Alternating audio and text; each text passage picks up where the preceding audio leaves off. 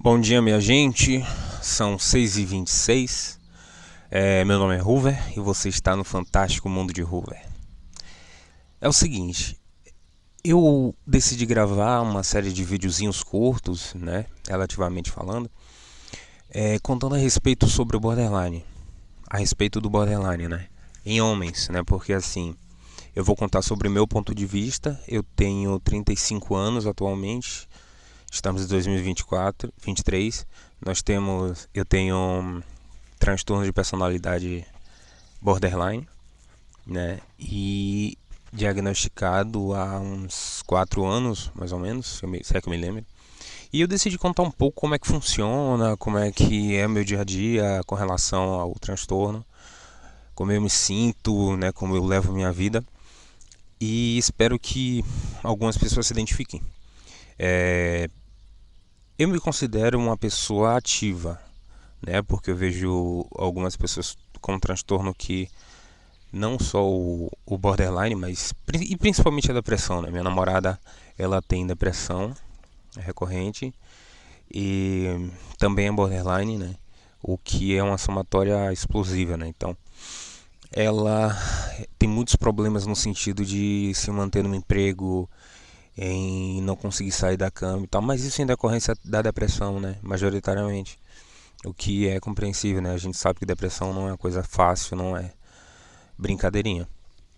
O que não deixa de fazer, o que não faz do borderline algo menos sério que a depressão, né? Quem tem o transtorno de personalidade borderline sabe que é difícil a gente se controlar em determinadas situações, principalmente nas que envolvem descontrole das emoções, né? Porque basicamente borderline é isso. Para quem não conhece, para quem não entende, não sabe, acha que a gente é só aquela pessoa que quebra tudo, que fala qualquer coisa para todo mundo quando sai do sério e tudo mais. Pode ser que esse é o explosivo, né? Eu me enquadro, né? Isso eu digo por mim, né? Óbvio. Mas eu me enquadro no implosivo. Como? Claro que eu já tive situações em que eu explodia, em que eu esmurrava coisas, quebrava coisas. Eu só não agredia ninguém. Eu só não quebrava. Quer dizer, na verdade eu já quebrei algumas coisas minhas. Eu quebrava coisas assim num sentido geral, né? Tá, minhas e coisas que eu via na minha frente. Eu morava na fazenda, então ainda bem, né? Eu via pedaços de pau, saía batendo nas árvores e coisas do tipo, né? Pegava lixo e terminava de quebrar vidro, coisas assim que já estavam no lixo. Eu tinha essa racionalidade, pelo menos, de entender que, porra, se eu quebrar uma coisa minha, mesmo no momento de crise eu entendia isso, eu tinha esse autocontrole. Já conheço pessoas que não, né, que tá com o próprio celular na parede, já quebrou o computador, isso e aquilo, e causa mais prejuízo do que só psicológico. Então, eu sou implosivo. Quando as situações acontecem em minha vida, em que eu entro em crise, ao invés de eu, sei lá, explodir e tal, eu implodo, me cortando, me machucando, ou internalizando, deixando isso pra lá, sendo que a minha vontade era de sair gritando, gritar e, sabe, coisas do gênero.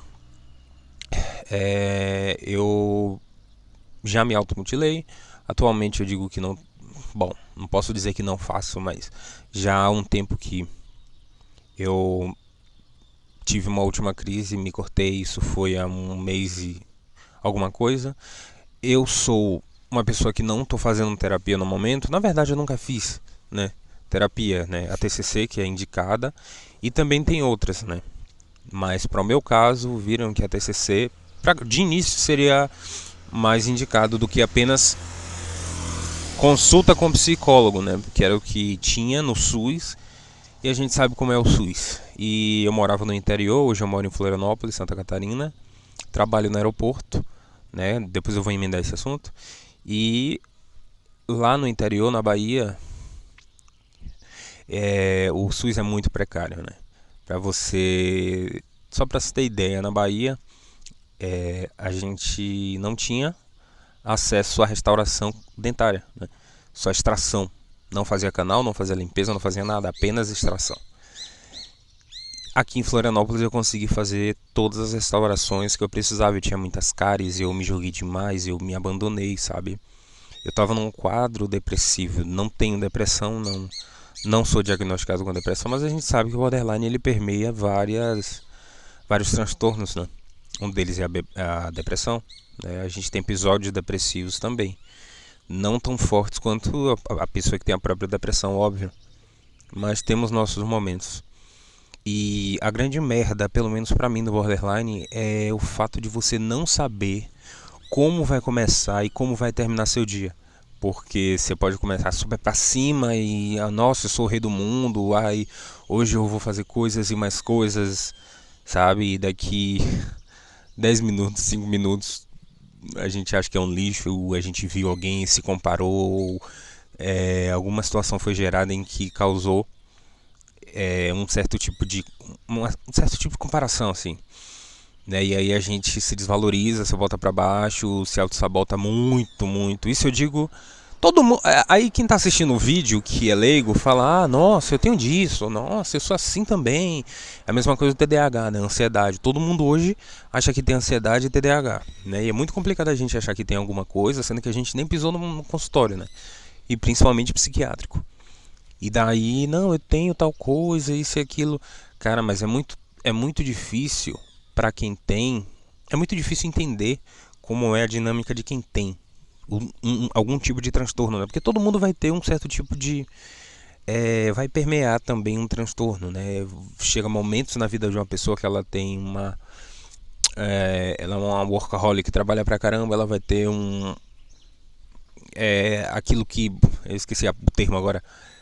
Mas aquilo que quando você trabalha demais, eu esqueci o termo aqui agora, né? Enfim, então as pessoas acham que, ah, não, esse cara é normal, eu acho que ele tem não sei se tem bem diagnóstico, ou ele é exagerado, e principalmente isso acontece com as meninas, né? Com as mulheres, porque minha namorada estava falando isso outro dia, até achei muito interessante, e é o que se vê realmente, que parece que voltamos ao tempo da histeria, né? Como tratava o Freud, né? De que as mulheres eram internadas, eram interditadas, entre aspas, não é interditado o termo, por ter um tipo de transtorno, tá descompensado, alguma coisa do gênero, e aí, isso é histeria, né? Histeria, deixa lá, bota lá em algum lugar, sei lá, faz alguma coisa, mas não procurava ao fundo entender o que aquela pessoa estava passando, né? O mesmo acontece com os homens, né? Só que a gente sabe que é coisa histórica, homens sempre têm a mão passada pela cabeça e tudo mais, né? E aí é complicado essa questão de você ter um transtorno, saber que aquilo te faz um mal, filho da puta, né? E você não tem como se livrar dele. Simplesmente assim, eu vou ter esse transtorno pro resto da minha vida. A menos que tenha sido um erro diagnóstico. O que não faz sentido porque eu me reconheço como borderline, por ver vídeos, por ler sobre, desde os meus 15 anos, quando eu tive minha primeira namorada. E veio à tona todos os descontroles relacionados à afetividade, principalmente no meu caso, né? Que em términos em segurança, minha primeira namorada e eu terminamos muitas vezes e assim, aí eu comecei a descobrir o quanto eu não consigo controlar minhas emoções nesse sentido, minhas inseguranças, e questões relacionadas a um relacionamento afetivo, né? Amor romântico. E assim, o medo do abandono é gigantesco para mim, né, que é um padrão borderline também. Eu tenho muito dos padrões borderline, não todos, claro, né? Algumas pessoas têm mais, outras menos. Eu tenho o medo terrível do abandono real ou imaginário sequer.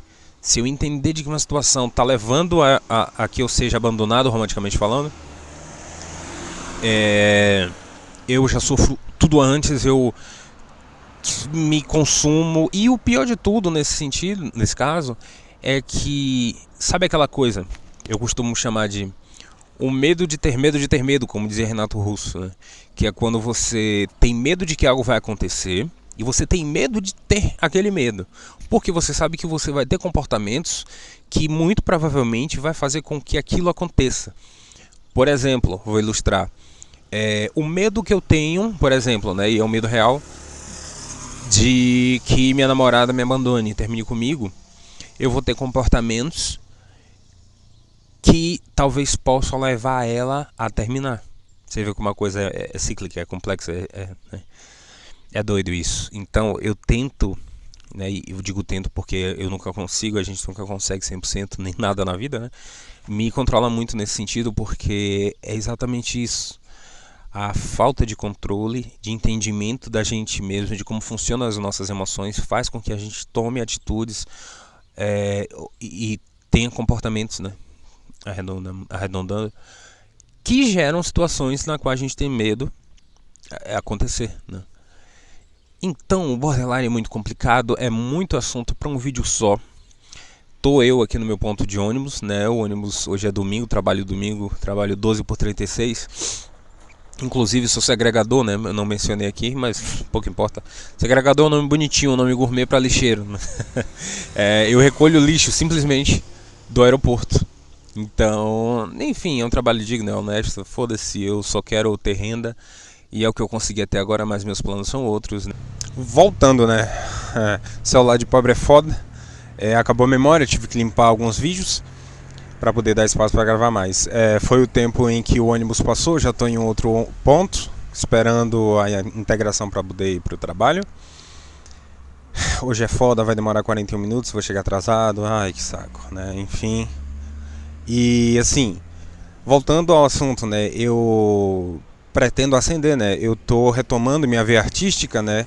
Desde que eu me entendo por gente, eu desenho, eu pinto, esculpo, né? Claro que não em grandes proporções, assim. Eu tenho meu talento, minha veia artística. Então, assim, o melhor conselho que eu posso dar a quem tem algum tipo de transtorno ou a quem se sabote de qualquer maneira, seja em qual sentido for, se apega àquilo em que você pelo menos desconfia que você é capaz.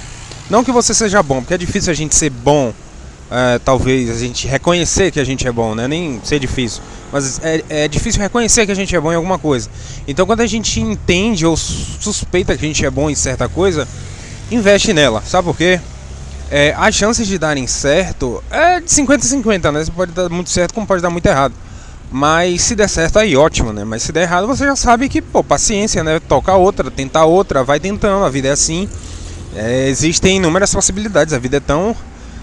As possibilidades são tão infinitas, né? A gente pode se descobrir fazendo coisa que há anos atrás ou há dias atrás nem se imaginaria fazendo, né? Que é o meu caso. Eu tô tentando voltar com a tatuagem. Tô voltando, na verdade, já voltei, tô enchendo minha namorada de tatuagem.